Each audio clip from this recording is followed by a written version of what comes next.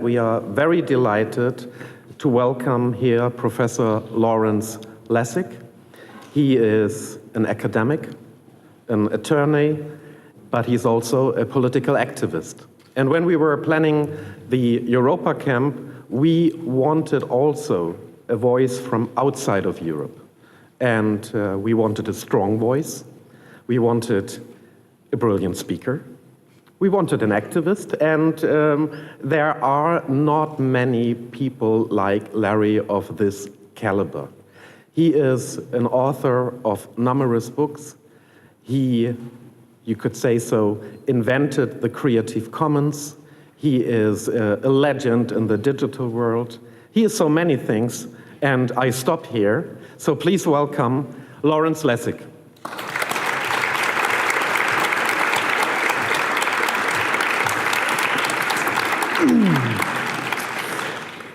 So I wanted to write a book and title it An Essentially Unrepresentative Democracy, and my publisher forbid me that title. But it's a great title because it captures the essence of what I think we should understand as the core problem of American democracy. They forced me to shorten it to just this. This book will be coming out in the fall, but the point that the original title conveyed, and this one doesn't so clearly, is the idea that our democracy has developed a twin set of unrepresentativenesses. It's not really an English word, but let's pretend we're in Germany. It's not just that they don't represent us, as in the government doesn't represent us. It's also that we don't represent us. They are unrepresentative in obvious ways, but we are unrepresentative in non-obvious ways. So in this talk, I just want to point to the obvious and focus my attention on the non-obvious. Now, of course, this is a talk about the United States, but what I want to suggest to you is an idea that's deep in American culture, the idea of the miner's canary.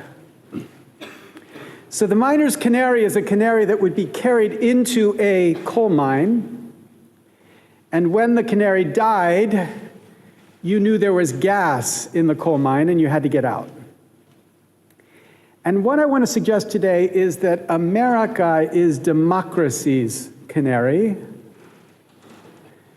And the problem I'm describing here is a problem we're going to see spreading around the world, and you should learn from our mistakes quick.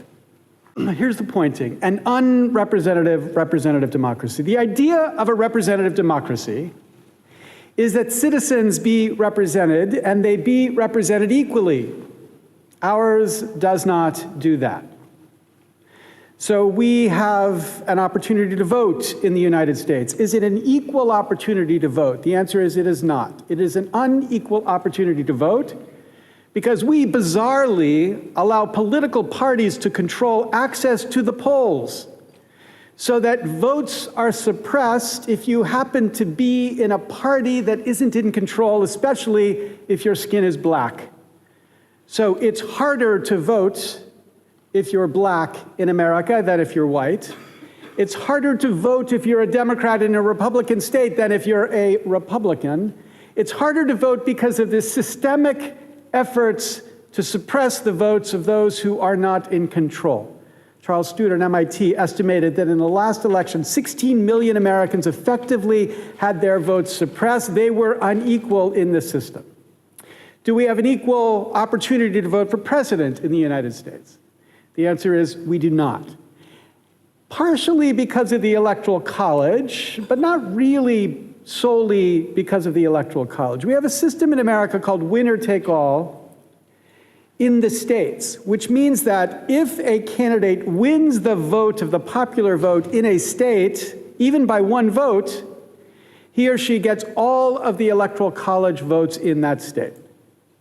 Now, if you think about it for a second, what that means is if you're campaigning for president, you will only ever care about the so-called swing states, states that could go one way or the other. And it turns out there are about 14 swing states in America. And in 2016, those 14 states saw 95% of the candidates' time and 99% of the campaign spending. But those 14 states don't represent America. They're whiter, they're older, their industry is kind of 19th century industry. There are 7.5 times the number of Americans working in solar energy as mine coal. But you never hear about solar energy in an American presidential election because those people work in Texas and in California, and coal miners are in the swing states. So what that means is if you don't happen to live in one of those swing states, your vote just doesn't matter, which means in the last election, 85 million Americans went to the polls to have it so that their vote just didn't count. Or do we have equal representation in our opportunity to vote for members of the House of Representatives? We don't, because of a system called gerrymandering, where states get to draw the districts to assure certain parties win in those districts, these safe seats, where the only people who can win are the people from the dominant party. 85% of the seats in the United States House of Representatives are safe seats, which means that about 89 million Americans went to vote and have their votes not matter equally because of this system of gerrymandering, this system which the Washington Post refers to as crimes against geography, as these districts get drawn to prefer those who would be benefited. What this means is that the extremes in these districts are the only people who matter, because the only chance to defeat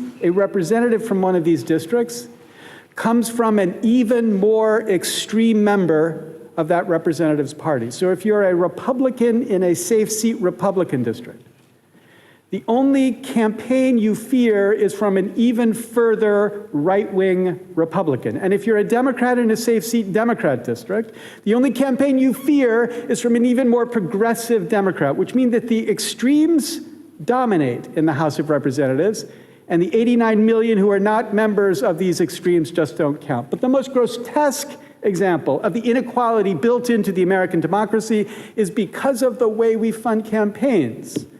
We take it for granted that campaigns will be privately funded, which means the candidates for Congress and incumbents in Congress have to spend their time dialing for dollars, calling to raise money. They spend anywhere between 30 and 70% of their time dialing for dollars. For the kids in the room, this is a telephone. You might not recognize that now. Dialing for dollars, calling no more than 150,000 Americans across the country. These are the people who are funding campaigns. Now, 150,000 Americans is not a large number. It turns out to be about the same number of people as are named Lester in the United States, which is why in one of my TED Talks I refer to the United States as Lester land. Just imagine a country where it's the Lesters who control. Well, that's America, where the Lesters are the funders, which means if you aren't one of these funders, you don't have an equal voice in this democracy, which means about 139.5 million Americans, and even that is not proportional. You have to take this person and cut off 4/5 of his body to get to the right proportion, don't have equal say in this democracy. And now add it all up, and it is just obvious as mud. They don't represent us because the more equal in this system win.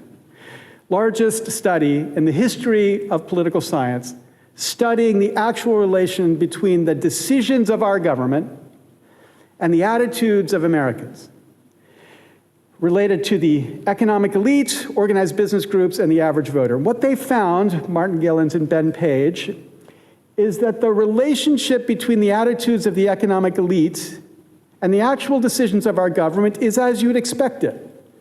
This says that as it goes from 0% to 100%, the probability of a proposal having been adopted went up. That's what you would expect. Here's the same thing for organized interest groups. As the number of interest groups support something goes up, the probability of it having been enacted goes up as well. Here's the average voter. That's a flat line, literally and figuratively. What this is saying is, it doesn't matter the percentage of average voters who support a policy proposal. It didn't affect the probability of that proposal having been adopted. Whether 0% or 100%, it's the same, as they put it, describing it in English, when the preferences of the economic elites and the stands of organized interest groups are controlled for, the preferences of the average American appear to have only a minuscule, near zero, statistically non-significant on public policy in a democracy.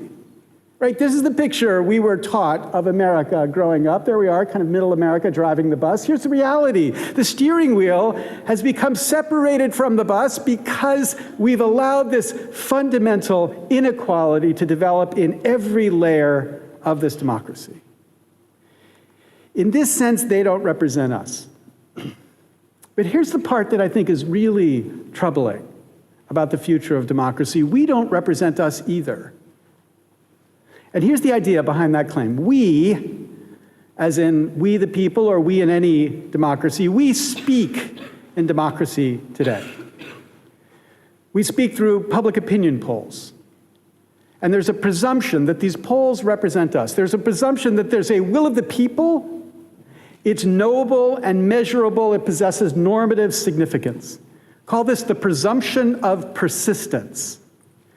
I think we should reject the presumption of persistence. Instead, what I want to argue instead is that the will of the people is like Schrödinger's cat.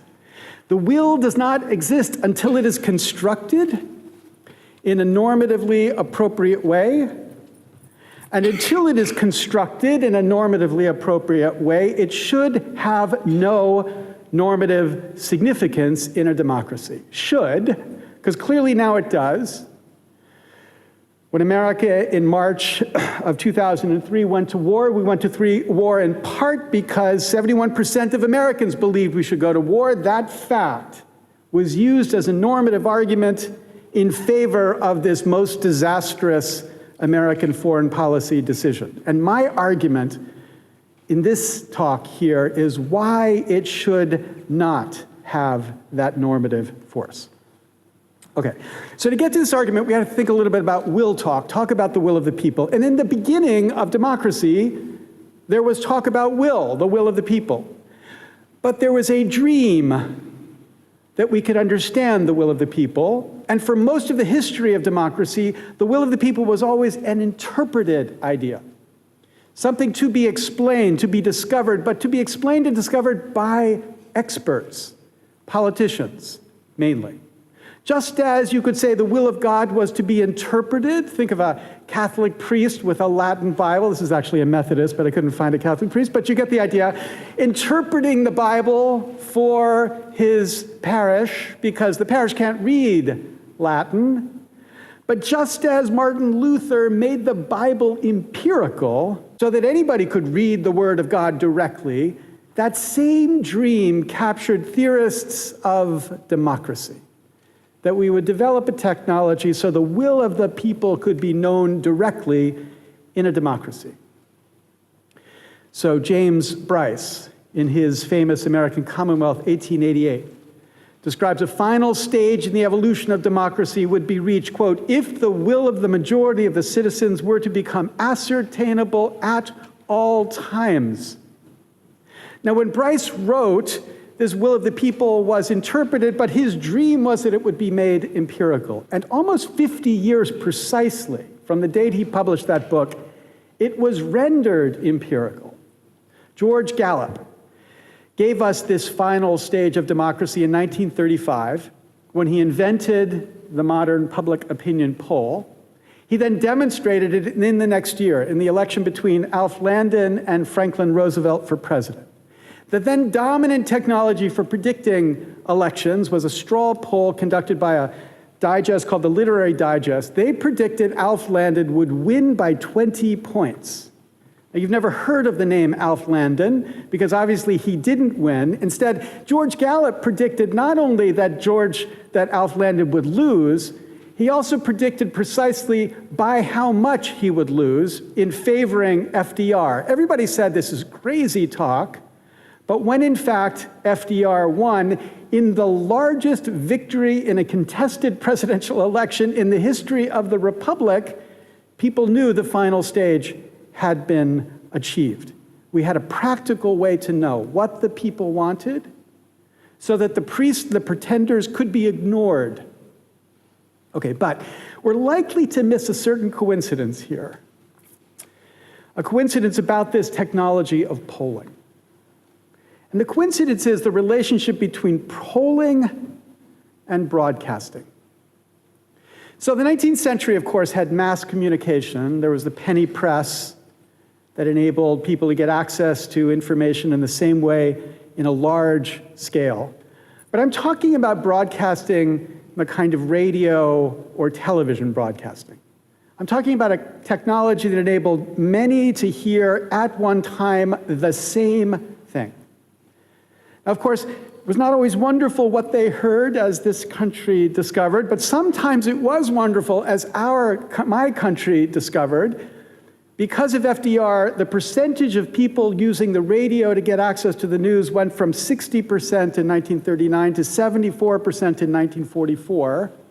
So this became a dominant form of culture generally, but it became critical for politics. John F. Kennedy only won the presidential election in 1960 because television made him look beautiful and made this man look like a criminal. But it was also culture generally that became radically different because of this broadcast technology. Now, my view is all broadcast is important in the story of politics, but the most important is television. As Marcus Pryor describes, television changed everything in the dynamic of American politics. Not just because the networks were concentrated. Even as late as 1977, 90% of people said that they got their news from 3 television networks. But more importantly, because of the addictiveness of the technology, it was literally irresistible in the home. People would turn it on and leave it on and watch whatever was on, regardless of whether they wanted that show or not. But because the news was coordinated, so on every network at the same time there was news, and because the news was in video form, it was understandable, this became an incredibly egalitarian effect on American politics. More citizens became engaged in a mainstream, trusted set of sources and became knowledgeable about politics, and because knowledgeable, became involved. The percentage of middle-class and lower economic Americans who participated in politics during this period was higher than at any period in the history of America. Sources like Walter Cronkite began to develop a thick common understanding of a common set of facts, and on the basis of this common knowledge, political engagement changed. Okay, now the critical point is we knew something then. Not everything, not every important thing, and not everything we knew was true, but something. And then we were polled about what we knew. And that polling produced progress, at least in the minds of the elite. On critical issues, America progressed, like civil rights, or Vietnam, or the environment. We progressed as television explained the issues, and the issues made sense, making a respectable public, a normatively significant public. Okay, the key here is this happy coincidence, that we learn how to hear the people just when the people have something smart to say. And the people have something smart to say because they knew a common set of facts. Okay, if Gallup gave us the final stage with broadcasting, what we need to begin to reckon is the stage after the final stage with broadcasting. Not broadcast, but post-broadcast democracy. Because in the United States, beginning in about 1985, there was a radical change in the concentration of media. So these are the big 3 television networks. They go from about a 70% penetration to about a 40% penetration over the period 85 to 2002. Here are cable households going from about 15% to 82% by 2002.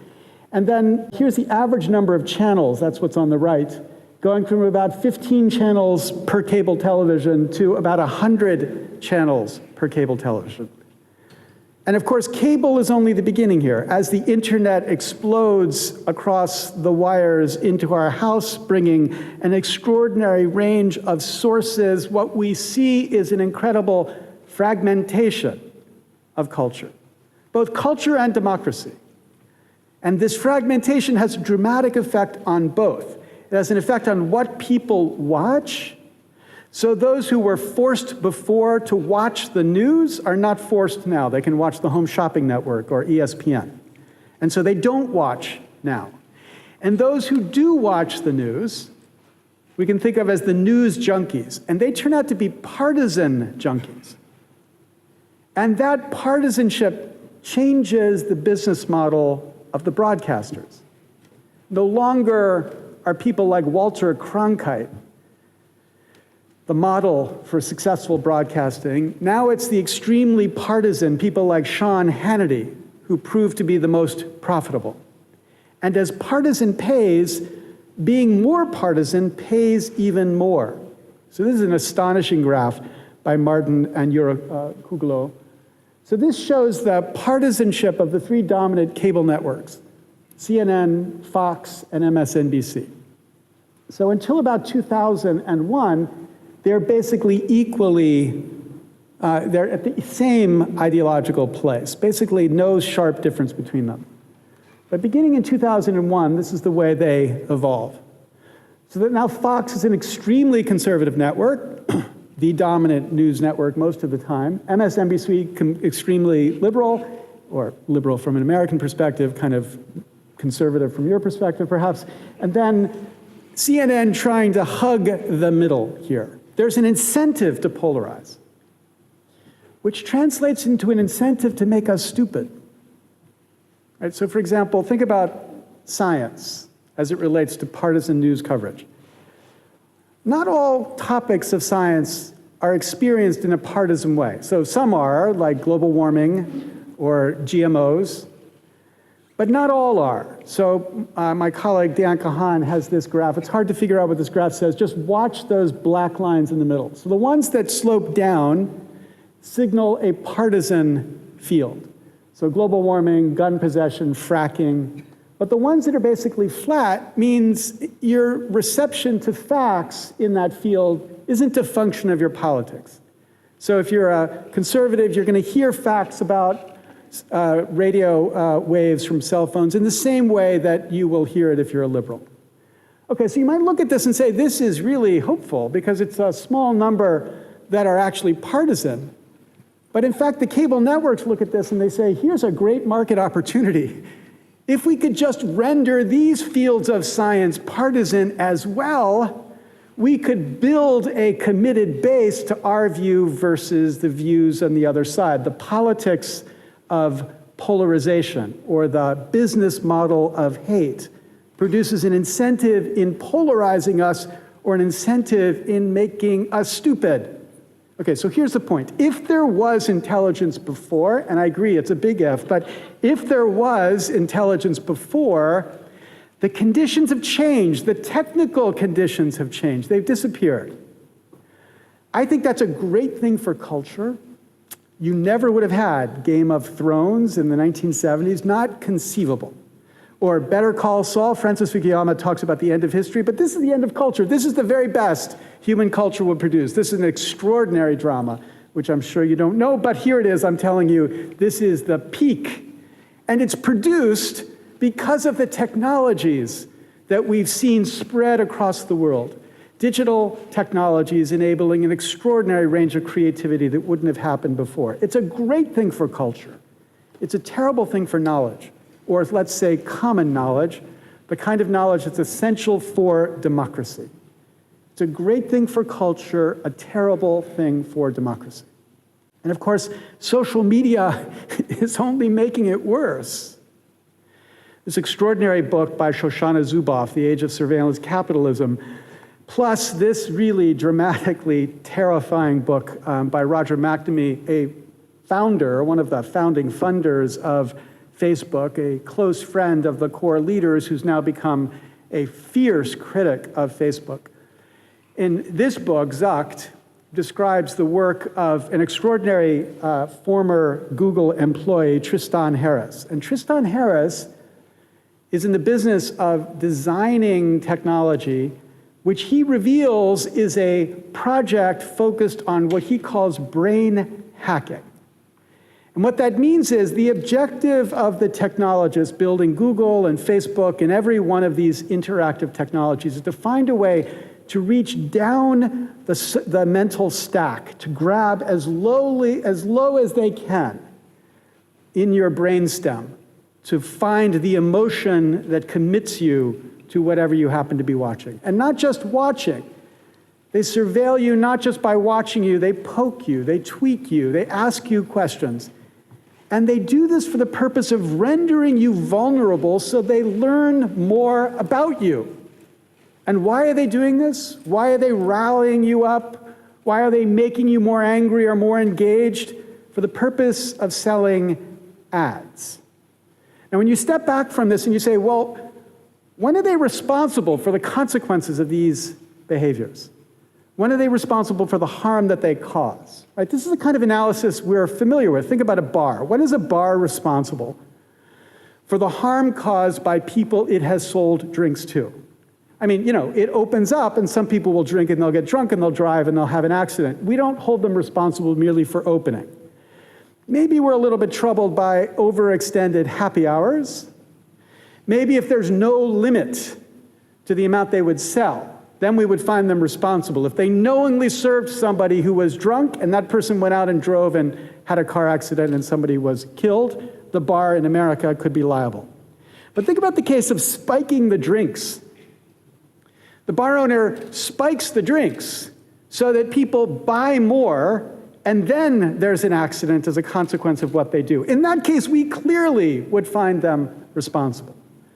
What I think you should recognize is that Facebook is spiking the drinks. Facebook is spiking the news information that it feeds to you in a way to make you more angry and engaged. And what is the purpose? So that they sell more ads. So they make democratic culture worse to sell more ads. Just think about this for a second. Like if you told me that we broke democracy to stop global warming, I'd say, okay, get that trade-off. Or end world hunger, but we have to break democracy. I kind of get that trade-off. But when you tell me we are breaking democracy so that Mark Zuckerberg can make more money, I don't even get the statement. Yet that is precisely what's happening in this democracy in America, and I think around the world as well. Now, I want to insist, I don't think we should oversimplify this dynamic. The weakness in Shoshana's book, I think, is that it characterizes everything here as awful. This very word surveillance evokes very strong associations around the world, maybe in this country in particular, but it's not quite the world of Stasi surveillance. In fact, I think that what she's doing is improperly trading on real-world analogs to make the argument more powerful than I think it is. Some of you might know my friend Aaron Swartz, who tragically killed himself after being prosecuted by this woman when he was caught downloading too many academic articles, she said, without the permission of the network owner. She charged him with violating 15 separate federal laws and threatened 35 years in prison. And in her press release declaring the brilliance of her indictment, she declared, stealing is stealing whether you use a computer or a crowbar. Okay, she was improperly trading on real-world associations. Because, of course, when you think about using a computer to steal or a crowbar, there's a fundamental difference between the two. Sometimes stealing with a computer is harmful. Sometimes. But every time you use a crowbar to steal, that is harmful. And so the distinction here, I think, is not grounded in words like surveillance. And we've got to move away from thinking about the problem in those simple terms. Instead, we've got to do something we've not been good at doing on the internet. My friend John Zittrain, 12 years ago, described this point when he wrote an essay that said, the problem with copyright on the internet is the same as the problem with privacy on the internet. In both cases, people think that their data has gotten out of control. The copyright owners think copies of their music are out of control. Privacy is about copies of data about you being out of control on the internet. But Zittrain's argument was, rather than trying to control copies on a digital platform, which by its nature copies, we should think about regulating uses. So if you copy my music for the purpose of commercially profiting from it, you should be taxed. That should be a benefit to me, the copyright owner. But if you share it for non-commercial purposes or you remix it for non-commercial purposes, then that use should not be taxed. And I suggest we should think about the same in the context of privacy.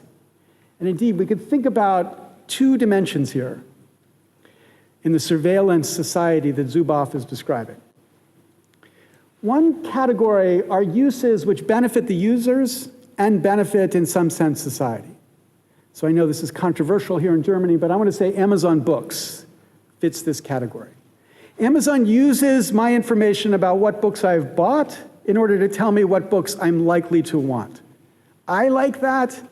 Amazon likes that. To the extent we want to support booksellers should like that too. Society should benefit from that too. But think about a very different case. Imagine Facebook, and I want to be clear, Facebook I don't think does this, but imagine they did because it's conceivable that they could. Imagine Facebook had a way of tracking how fast you type over time. And based on the degeneration in your typing skills, is able to predict whether you have some degenerative nerve disease. And imagine they take that information and they sell it to an insurance company. We're willing to tell you which of our users has a degenerative nerve disease. That use of my data, I think we should plainly prohibit, because that use harms the user, even if it's benefiting society, because of course insurance companies would be better off if they could more efficiently distinguish between those people who had a certain risk and those people who don't. Or here's a clearer example of benefit society that might harm the user, but we would be okay with that. Imagine from the surveying of my use of the technology, they can identify predators and identify to the authorities those predators, sexual predators of children. That would benefit society if they could do that. It would harm the predator if they did that, but we would say that use, I think, should be permitted. Or think about harming users and harming society, exploiting the addicts of digital technology, what they call the whales of digital technology, typically kids, who they identify as so focused and willing to do anything to continue to spend money on these platforms that they will steal, especially credit card data, especially from their parents, especially my son Theo, in order to continue to use these technologies. Or then there's the category that I think is the most difficult. It benefits the user, but it harms society. And that's the Facebook news feed. Because the thing about the news feed is it's giving us what we want individually. It's providing us precisely the things that we want to click on most or are most eager to consume. But we need to step back from what we want individually and recognize that if it makes democracy less capable to function, then we as a society should not be excited about it. So we should regulate these uses, the uses that render democracy vulnerable, render democracy polarized simply for the purpose of selling ads. Okay, that's the dark start. Here's the hopeful finish. I think that these reflections show us a kind of solution that is going to be hard to imagine, but I want to suggest. We need to find a way to give up the idea of we, as in all of us at any particular time, and instead embrace an idea of we, as in some of us, a representative us, engaged in a particular way with the question we're asked to report on. And here's the intuition about it. Imagine there was a place called Jury, Alaska. There isn't, but just imagine. And imagine Jury, Alaska had this weird fact about it, that everybody in the city was a member of every jury in every trial. You know, Americans have juries for criminal and civil cases. So imagine every member of jury had to sit on every jury. Now, you can imagine the story of how it starts. Jury's small. There's not much to do in jury Alaska in like the 1930s because, you know, what else are you going to do? So people all just hung out in the courtroom. Everybody got to vote. But after a while, the city grows. There are thousands of people in jury, but they're still charged with the task of voting on every jury. And of course, they tell themselves they're doing the work necessary to determine whether somebody's guilty or not. And every day there's tweet comes out from the city clerk. You must issue your vote on so-and-so's conviction or such and such civil action. And we can imagine they would all vote, but all of us would have an intuition of the deep injustice in jury Alaska. Because we all have an understanding that if we all were obligated to make a judgment on every single jury trial in a town, while we had our jobs, while we had our life, while we had the other things we wanted to do, we would not be capable of a judgment. So instead what we do is we delegate to a small group the job of figuring out the answer in a particular case. And what we recognize is that the jury speaks only if it's properly constituted to speak. It speaks when it's separated and has information given to it and has a chance to reflect. And indeed, we regulate the conditions of when the jury speaks. We regulate what properly constituted for a jury means. And if it's outside of that regulation, then a jury doesn't properly speak. You can take a poll midway through a trial. That's not the jury speaking. The jury speaks only at the end in the form of a verdict after deliberating in a particular way. And it's not just juries. If you walked up to Justice Breyer, a member of the United States Supreme Court, a very smart man, and you quizzed him about admiralty law, Justice Breyer would be completely within his rights to say, hey, I don't answer pop quizzes. If you have a question about admiralty law, get a case. Get it to the Supreme Court. Give us some briefs. We'll have an argument. Then we'll deliberate on it. We'll write an opinion that will declare itself as the opinion of the court.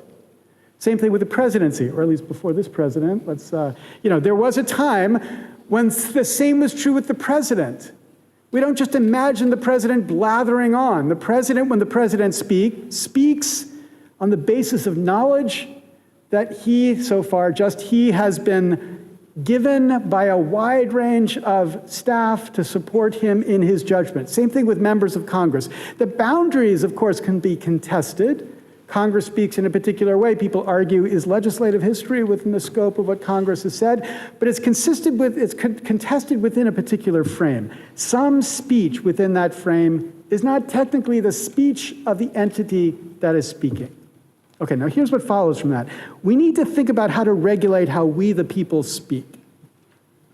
I don't mean we should ban polls, but we need to think of ways to complement polls or complement the way we get represented through polls.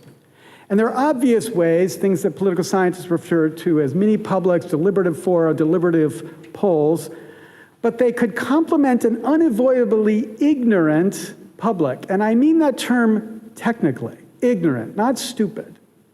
Ignorant. People who don't know something that they otherwise could know if they focused their energy on that question. And with less ignorant publics, we could imagine a sensible view expressed from we, the people. So I saw something of this. I went to this place, which is Mongolia, where this is not a painting, that's a photograph of people in Mongolia. And I saw Mongolia. There it is. That's 700 Mongolians, a representative sample of Mongolia. The right proportion of poor people and rich people, urban people and rural people, a little bit more women than is proportionate, but against the background of history, that's not such a bad sin. They were called together because Mongolia has a very weird law. The law says before Mongolia can consider an amendment to its constitution, it must have a deliberative poll deliberate on that amendment. And a deliberative poll means a representative sample who's given the information about the underlying amendment.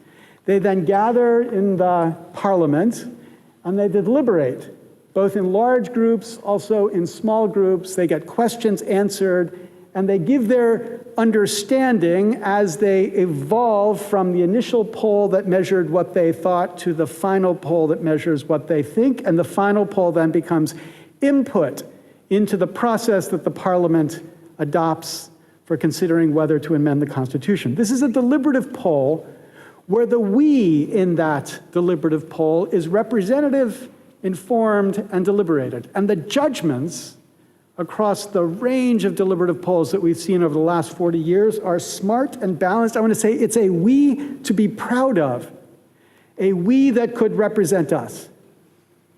Now, the key is to recognize that this is possible and indeed happening.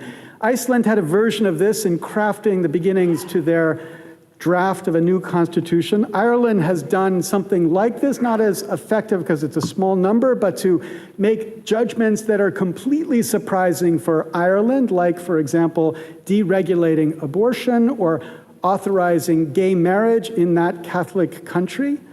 So this is happening increasingly, but the challenge is, how do we scale it? How do we make it more regular? There is across the world a kind of sortition movement. That's the project, randomly selecting people to participate. This site, Democracy R&D, lists a wide range of projects across the world that are engaged in trying to experiment with ways to show a we that we all should be proud of. And what we need here, I think, is 100 experiments by governments like Mongolia everywhere across the world to explain and report and build a respected sense of we the people that is legally empowered to matter, because only if it is will these projects matter to reforming how we understand the people inside of a democracy. Okay, one more point, then I want to stop. So I don't know if you've seen this really fantastic film that's come out about Queen Anne, Dear of course, the last of the Stuart monarchs. Giving me a palace. It is a monstrous extravagance, Mrs. Morley. We are at war. We won. Oh, it is not over. We must continue.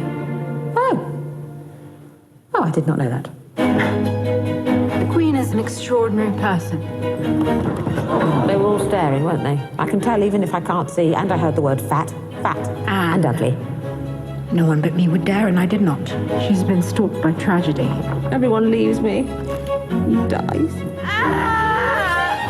Okay, so this is an increasing genre of films about the monarchy to render them absurd and embarrassing. But what we know is that their absurdity and embarrassment was hidden from the public until it was not. And then when it was not, monarchies across the world were destroyed. Astonishingly, Britain succeeded in hiding the absurdity of their monarchs, even as monarchs began to speak. It's an incredible metaphor to think of going through a stuttering king to get to the modern monarchy in Britain, which has succeeded in representing itself and not embarrassing itself the way other monarchs had. What I want you to recognize is that democracy has the same threat, because the demos can be embarrassing. The demos, the people, us. We can be rendered as absurd and ignorant when it's all of us that are set to speak at the same time. And what we need to recognize is that it could be otherwise. We could find a way to make some of us, a representative some of us, informed and reflective and inspired, come to understand all of us in that way. I think it must be otherwise for democracy, if indeed democracy is to survive any better than monarchy has. Thank you very much.